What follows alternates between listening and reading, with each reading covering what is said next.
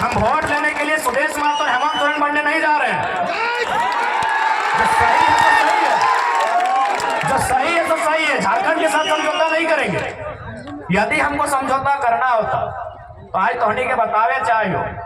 आज छत्तीसगढ़ अलग कर रहा है, जस्ट यह साइड में हमने क्यों सिमडेगा जैसे पार कर भी, गुमला जैसे पार कर भी, तक छत्तीसगढ़ नाम के एक राज्य है। तो मध्य प्रदेश से काट के को नया राज्य बने ले। ठीक हमने उत्तर प्रदेश यानी गढ़वा साइड अगर जीवा तो उस साइड एक राज्य है उत्तराखंड, ओकरा भी उत्तर प्रदेश से अलग करके बनैले। उत्तर प्रदेश से उत्तराखंड के अलग सेम टाइम करल गए 2000 में। यानी झारखंड जिस समय बनल उसी समय इस भारत देश में और दो नया राज्य बनल, और नाम छत्तीसगढ़ और उत्तराखंड। लेकिन आज यहाँ जितना जान जुटल तो हनी के पास बड़ा बड़ा मोबाइल हो, इंटरनेट हो, गूगल हो, पता कर लिया वो सब राज्य बने में एगो बिल्ली के भी गर्दन नहीं कटल गया। हमने तो निर्मल दा के एकदम गोली मार के छलनी कर दिल गया।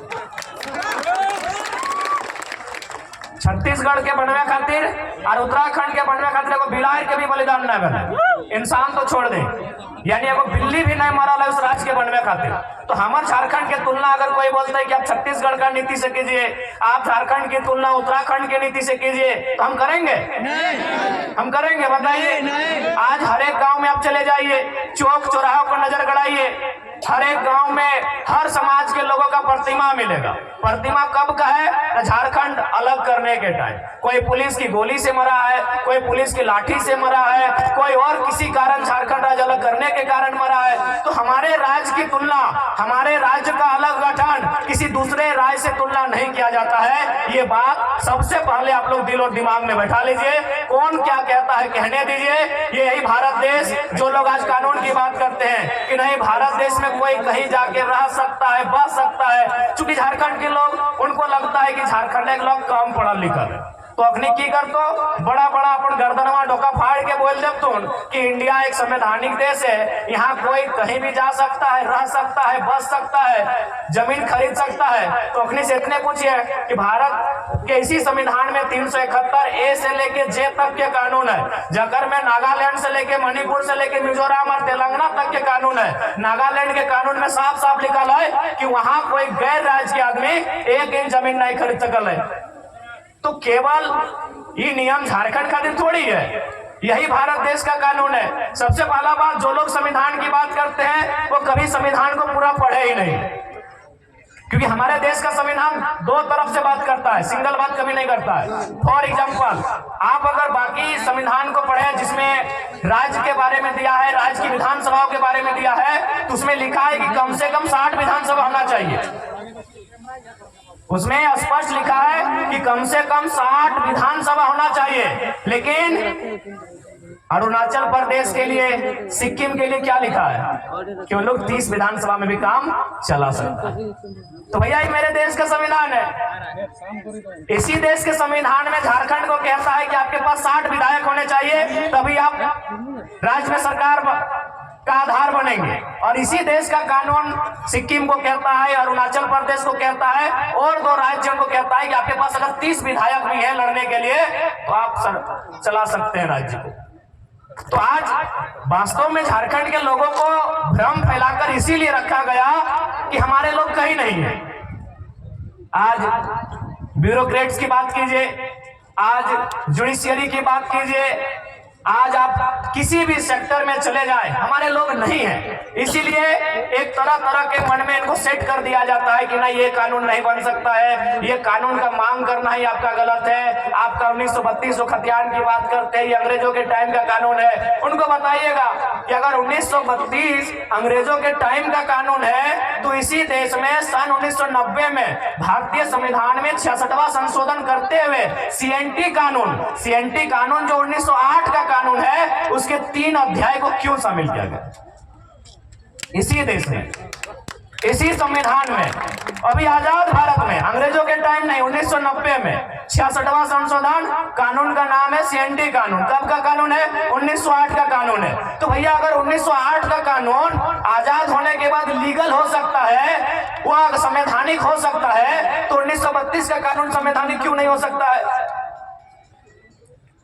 हाँ, अगर 1932 के कानून से किसी लोगों के हक अधिकार को रोक दिया जाता, किसी के हक अधिकार से वंचित कर दिया जाता, तब आप उसको असंवैधानिक कहते हैं। हमने तो बार बार यही कहा कि 1932 से लेके 1964 से लेके जिलों के अंतिम सर्वे सेटलमेंट से लेके यहाँ की भाषा, संस्कृति, परंपरा को ऐड करते हुए इस राज्य के लिए एक मजबूत स्थानीय नीति बनाई जाए, जो इस राज्य के लोगों को आगे आने का अवसर मिले, उनकी नौकरियों को, उनके रोजगार को, उनकी भाषा, संस्कृति को कोई छीन नहीं पाए। असंवैधानिक तब होता जैसे धनबाद बोकारो का खतियान 1932 का है। यदि तमाड़ का खतियान 1964 का हो जाता और केवल कानून में 1932 ही शामिल किया जाता, तो हम कहते हैं कि भाई असंवैधानिक है, इससे धनबाद को तो लाभ मिलेगा लेकिन तमाड़ वालों का 64 है। हम तो कह रहे हैं कॉलम बनाइए। अरे भाई, जब भारत के संविधान को पढ़िए ना, कोई भी धारा क्या सिंगल है, उप धारा है, उसमें अलग अलग क्लॉज है, ए का 1 है, A1 का क है कि नहीं है? तो आप बिंदु बाज करके झारखंड की स्थानीय नीति को बनाइए, और यदि आप झारखंड की स्थानीय नीति नहीं बना पाते हैं तो फिर राजगद्दी छोड़ दीजिए। यदि आप नहीं बनाते हैं तो छोड़ दीजिए। और हमें लगता है, देखिए, सबसे पहला बात है कि कन्वेंस करना। बहुत सारे लोग कहते हैं कि नहीं, इससे क्या होगा कि बाहरी भीतरी के बीच रोष होगा। तो हम यही कहेंगे, चलिए, यही बगल में उड़ीसा है, काफी संख्या में हमारे लोग हैं, सब पढ़े लिखे लोग हैं, सभी पढ़ल लिखल लगे, तो चलिए उड़ीसा में 4 फॉर्म भर के आते हैं। चलिए देखते हैं कई को हमारे वहाँ वीडियो बनते हैं उड़ीसा में।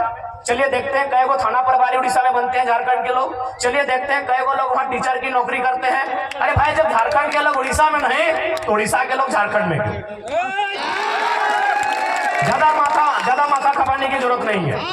झारखंड के लोग अगर उड़ीसा की सरकारी नौकरियों में नहीं, यदि झारखंड के लोगों का 1 इंच का कब्जा उड़ीसा में नहीं, बिहार में नहीं, छत्तीसगढ़ में नहीं, यूपी में नहीं, तो उनका कब्जा और उनका मनमानी यहाँ क्यों रहेगा? यही तो सवाल है। आप ही बताइए, हमने तो बार बार कहा कि उड़ीसा हमारा बड़ा भाई है, पश्चिम बंगाल हमारा बड़ा भाई है, बिहार भी हमारा बड़ा भाई है। हम संयुक्त रूप से उड़ीसा, बिहार और बंगाल को शेयर किए हैं। आज बंगाल के पास 88,000 वर्ग किलोमीटर के आसपास जमीन है। आज अगर बिहार की बात करें तो 94,000 वर्ग किलोमीटर के आसपास है। अगर उड़ीसा की बात करें तो 1,55,000 वर्ग किलोमीटर है। हमारे पास 79,000 जो सबसे कम होता है, हमारे पास 79,000 वर्ग किलोमीटर का जमीन है। तो उसमें आप नजर काहे गड़ा के बैठे हैं? उसमें आप नजर गड़ा के काहे बैठे हैं बताइए? हमको यहाँ मीडिया लोग के लोग हैं, पढ़े लिखे लोग बैठे हैं, बुद्धिजीवी लोग बैठे हैं। क्या किसी झारखंडी ने, मैं आज पूरे भीड़ से यह दावा करना चाहता हूं और सवाल भी करना चाहता हूं, क्या किसी झारखंडी ने उड़ीसा की राजधानी भुवनेश्वर, ना भुवनेश्वर ही है ना, उड़ीसा की राजधानी भुवनेश्वर, पश्चिम बंगाल की राजधानी कलकत्ता और बिहार की राजधानी पटना में 1 इंच जमीन कब्जा किया है? 1 इंच। हम सवाल पूछते हैं, हम बिल्कुल उन्हीं 3 स्टेट से हमारी पहचान रही है, तो क्या हमारे लोगों ने उड़ीसा की राजधानी में 1 इंच जमीन कब्जा किया है? क्या हमारे लोगों ने कलकत्ता में 1 इंच जमीन कब्जा किया है? क्या हमारे लोगों ने पटना में 1 इंच जमीन कब्जा किया है? नहीं किया है ना? नहीं किया है ना? चलिए आपको रांची देखना है, चलिए आपको रांची देखना है हमारे जमीनों पे कब्जा, चलिए आपको देखना है। तो ये कौन सा बाहरी भीतरी का लड़ाई है भाई?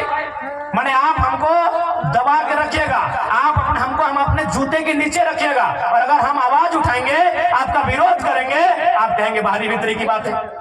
बताइए क्या गलत बात कह रहे हैं?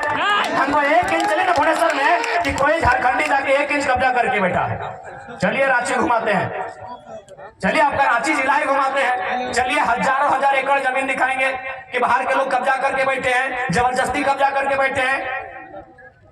इसलिए हमारी लड़ाई कोई गलत नहीं है। हाँ, हम अभी कमजोर है, चूंकि समय हमारा कमजोर है, चूंकि सिस्टम उनके पास है। देखिए जो सही है उसको हम कहेंगे, लोग हमें वोट दें ना दे अलग बात है। हम कभी वोट लेने के लिए समझौता नहीं करेंगे। हम वोट लेने के लिए सुदेश महतो और हेमंत सोरेन बनने नहीं जा रहे हैं। जो सही है तो सही है, जो सही है तो सही है। झारखंड के साथ समझौता नहीं करेंगे। यदि हमको समझौता करना होता तो आज तोहनी के बतावे चाहिए, आज हम दिल्ली में शपथ लेते लिए। अरे उतना तो छोड़ दीजिए सांसद का, आपको क्या लगता है कि विधानसभा में ऑफर नहीं आ रहा है? विधानसभा में अभी तक 7-7 सीट का ऑफर आ चुका है कि आप हम लोग के साथ आइए, आपको 7 सीट देंगे। अगर आप जीत के आते हैं, अगर 7 सीट जीत जाते हैं तो 2 लड़का को आपका मंत्री बनाएंगे। तो ऐसा नहीं कि हम लोग को अभी ऑफर नहीं आ रहा है। अरे लोकसभा का चुनाव खत्म होने के बाद बाकी लोग दुनिया घूमने गया था, हम लोग उस दिन से भी रणनीति बना रहे हैं, उस दिन से हम लोग से लगातार संपर्क आ रहा है। तो ऐसा नहीं है कि हम लोग विधायक नहीं बन सकते हैं। ऐसे भी 10 को विधानसभा में हम लोग 50,000 वोट लेके आए हैं। विधायक बनना हम लोग के लिए आज के डेट में कोई अब टफ काम नहीं है, लेकिन हम लोग विधायक बनने नहीं आए हैं, हम लोग इस राज्य का नेता बनने आए हैं। अब सुन लीजिए, विधायक बनने में और नेता बनने में अलग अंतर होता है। विधायक किसी की चापलूसी करके, पार्टी की गुलामी करके बन सकते हैं। अभी आप संजय सेठ जी, चलिए मंत्री हैं, उनको बधाई देते हैं। संजय सेठ नो डाउट सांसद है और मंत्री भी है, लेकिन नेता नहीं है, क्योंकि यह शख्स बिना पार्टी के वार्ड नहीं जीत सकता है।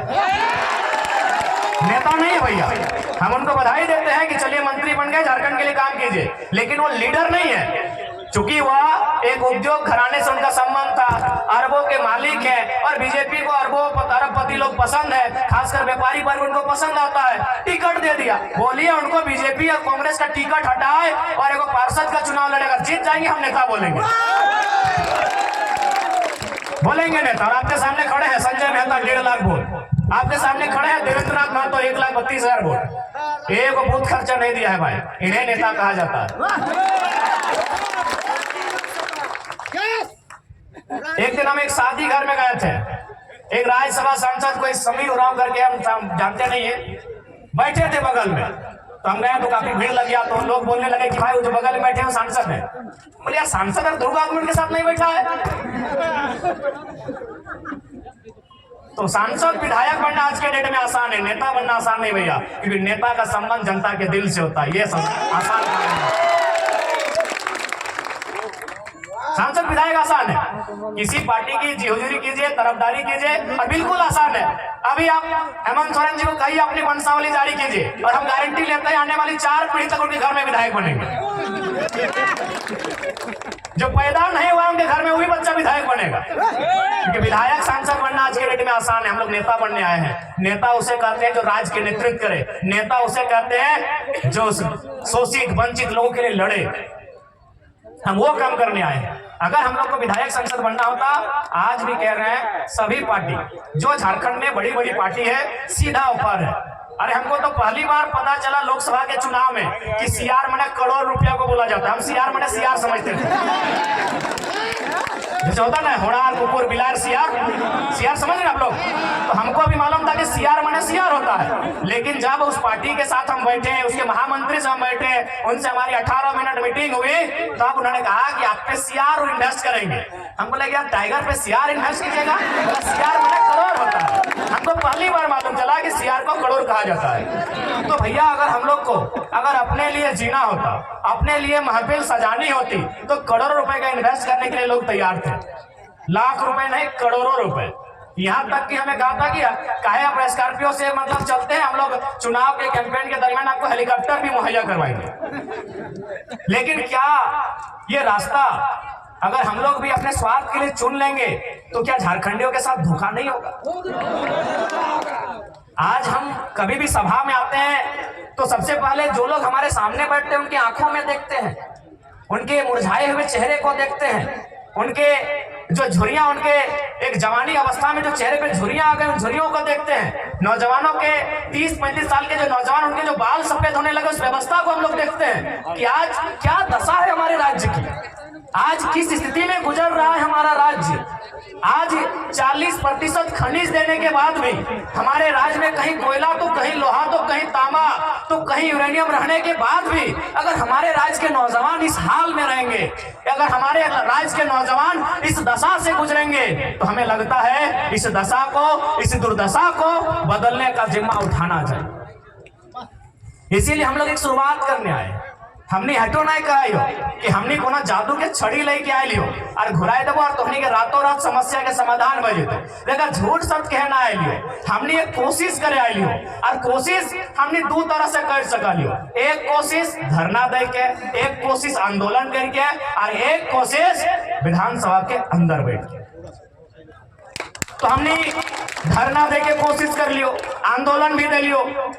आज सभी केस खाए लो, जितना भी हमने प्रत्याशी हलो सभी केस खाए ले हलो कि नहीं, सभी केस खाए लो। जगह जगह तो नाम हमने पार्टी में जाने हैं, सभी केस खाए लो। तो हमने आंदोलन से तो कभी पीछू ना हट लिए, हमने आंदोलन करे से कभी पीछू ना हट लिए, हमने जनता के बाद कहीं भी राखे से कभी पीछू ना हट लिए। लेकिन अब हमने के लागा है और तोहनियों के लागा है कि अब आंदोलन के साथ साथ, धरना के साथ साथ नौजवान सबके मौका विधानसभा के भीतर मिलना चाहिए। मिलना चाहिए या ना मिलना चाहिए? मिलना चाहिए ना, मिलना चाहिए ना मैया मोहसिन दीदी साहब, अब विधानसभा के भीतर मौका मिलना चाहिए ना।